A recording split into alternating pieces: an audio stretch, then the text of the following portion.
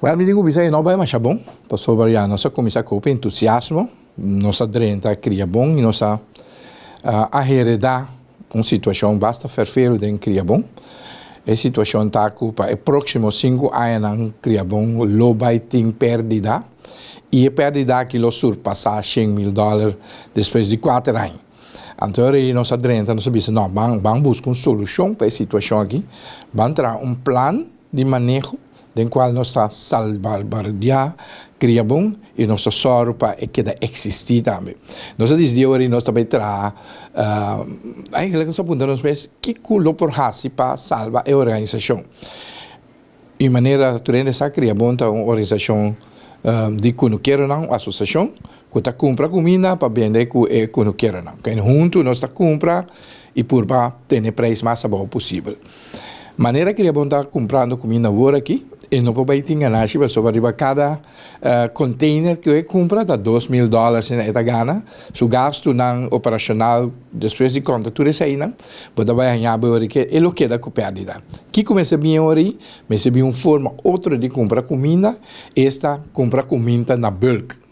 Em vez de comprar saco, caminho vou pagar $5, $6 para saco, eu vou comprar, e vou me vender $26, que sei não, vou ter que comprar na bulk, vou ter que comprar para ton métrico que me para 1.000 quilos. Ora eu vou comprar 1.000 quilos, vou ter problema, uma me te guardei, como me te guardei, maneira que eu vou estar agora aqui, e não está logra para pôr guarda e comida aqui.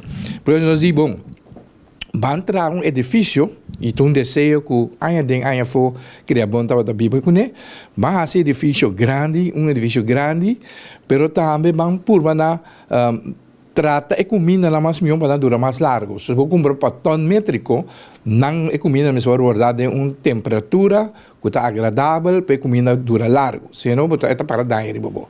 Nós diz, van entrar um edifício, nós traz edifício, nós pinte, nós pedir 4 ofertas.